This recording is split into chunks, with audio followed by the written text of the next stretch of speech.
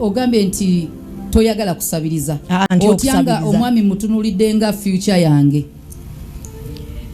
Nsobola omutunulira nga future wange omwami naye ate nina ssente ne wesitakola sisobola nze ate kuba ninamu ne kali nti singa omanyi abakazi bo buli saa tugasinga afa nedda si kyenjagala okugaana singa omulimu guggwawo singa agwa ku accident amagulu ne gamenyeka ng'ate yambeereddewo okwo nze nsobola omubeererawo ne musika paka waliddamu Katonda n'amuyimusa kyekintwala nkole nsobole okuba nga nnyambako abaana nze omwami wange tasobola kunsaba ssente ne mumma singa abanga biganyeemu kuba naye ambeereddewo ebbanga lyonna lyembadde nga mwetaaga so wanneetaagira mmuwa.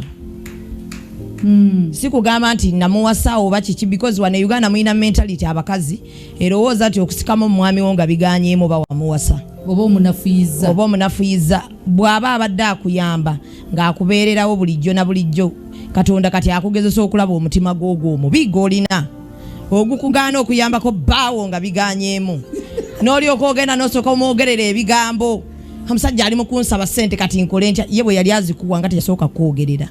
So kati nze ninamu n'omutima ogwa Katonda munzi. Ninamu omutima gwa Katonda munzi. Buli kyenkola nsooka neetunuulira ne ngamba kuno kugezesa Katonda gwantaddemu. Ayinza okuba ali mukebera mutima gwange alabe. Oba ninamu ensa munzi omusajja ono abadde ambeererawo omuntu ono abadde ambeererawo essaawa zino yeetaaga buyambi bwange nsobola omuyamba.